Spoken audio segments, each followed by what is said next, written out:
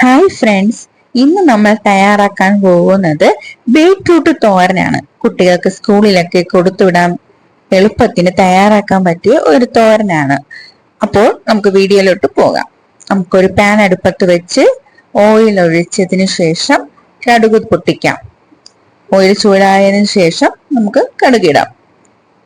കടുകിട്ടതിന് ശേഷം ഞാൻ ഇപ്പോൾ കറിവേപ്പില ചേർക്കുന്നില്ല, ഉണക്കമുളകാണ് ഫസ്റ്റ് ചേർക്കുന്നത്.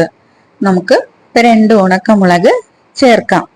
അതിനുശേഷം നമുക്ക് ജസ്റ്റ് ഒന്ന് വഴറ്റി കൊടുത്തതിന് ശേഷം നന്നായി കൊത്തി അരിഞ്ഞു വെച്ചിരിക്കുന്ന ബീട്രൂട്ടും ഒരു സവാളയും ഒരു കീറിയ പച്ചമുളകുമാണ് ഇപ്പോൾ പാനിലേക്ക് ഇട്ട് കൊടുത്തത്. ആവശ്യത്തിന് ഉപ്പും ചേർത്ത് നന്നായി യോജിപ്പിച്ചതിന് ശേഷം നമുക്ക് ഒരു അടപ്പ് അടച്ച് വേവിക്കാവുന്നതാണ്.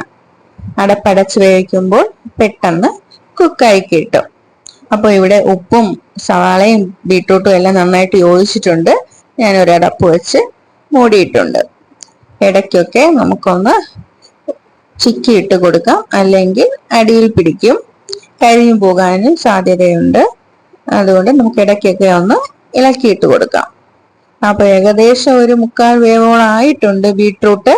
അപ്പൊ നമുക്ക് ഈ സമയത്ത് കുറച്ച് തേങ്ങ തിരികിയതും വെളുത്തുള്ളിയും 1/2 സ്പൂൺ ജീരകവും മിക്സിയുടെ ജാറിൽ ക്രഷ് ചെയ്തെടുക്കാം. നന്നായി അരഞ്ഞു പോകരുത്, നമുക്കൊന്ന് ക്രഷ് ചെയ്തെടുക്കുകയാണ് വേണ്ടത്. തരിതര അരഞ്ഞു കിട്ടണം. ഏതാണ്ട് ഇതുപോലെ ഒന്ന് ക്രഷ് ചെയ്തെടുത്താൽ മതി. അതിനുശേഷം നമ്മുടെ ബീട്രൂട്ടൊക്കെ നന്നായിട്ട് വെന്തിട്ടുണ്ട്. നമുക്ക് ഇതിലോട്ട് നമ്മൾ ക്രഷ് ചെയ്ത് വെച്ചിരിക്കുന്ന അരപ്പ് ഇതിലോട്ട് ചേർക്കാവുന്നതാണ്. ജസ്റ്റ് ഒന്ന് ഇളക്കി കൊടുക്കുക, അല്ലെങ്കിൽ അടിയിൽ പിടിക്കുന്നതാണ്. അപ്പോൾ ഞാനിവിടെ അരപ്പൊക്കെ ഒന്ന് ചേർത്തതിന് ശേഷം ഇളക്കിയില്ല. അതിനു മുമ്പ് ഞാൻ ഒന്ന് മൂടി അടച്ചു വെച്ച് ജസ്റ്റ് 5 മിനിറ്റ് ഒന്ന് മൂടി അടച്ചു വെച്ച് തേങ്ങ ഒന്ന് കുക്ക് ചെയ്തിട്ടാണ് ഇളക്കിയിട്ട് കൊടുത്തത്. ഇപ്പോൾ ഞാൻ തേങ്ങയൊക്കെ നന്നായിട്ട് യോജിപ്പിച്ചെടുത്തു.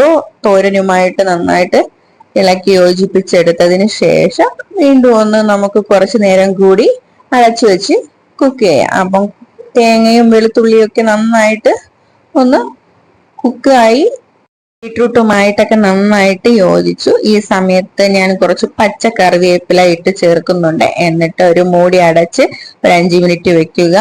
അപ്പോഴേക്കും ഈ കറിവേപ്പിലയുടെ മണം എല്ലാം ിലോട്ട് ഇറങ്ങും. അതിനുശേഷം വീണ്ടും ഒന്ന് ഇളക്കി കൊടുക്കുക. അപ്പോൾ നമ്മുടെ തോരനൊക്കെ ഏകദേശം റെഡി ആയിട്ടുണ്ട്. സ്കൂളിലൊക്കെ കുട്ടികൾക്ക് കൊടുത്തു വിടാൻ എളുപ്പത്തിൽ തയ്യാറാക്കാൻ പറ്റിയ ഒരു തോരനാണ്. എല്ലാവർക്കും ഇഷ്ടമാകും. കുട്ടികൾക്കൊക്കെ നല്ല ഇഷ്ടപ്പെട്ടു. കളർഫുൾ ആയതുകൊണ്ട് അവർക്ക് നന്നായി ഇഷ്ടമാകും. അപ്പോൾ എല്ലാവരും തയ്യാറാക്കി നോക്കണം. Thank you.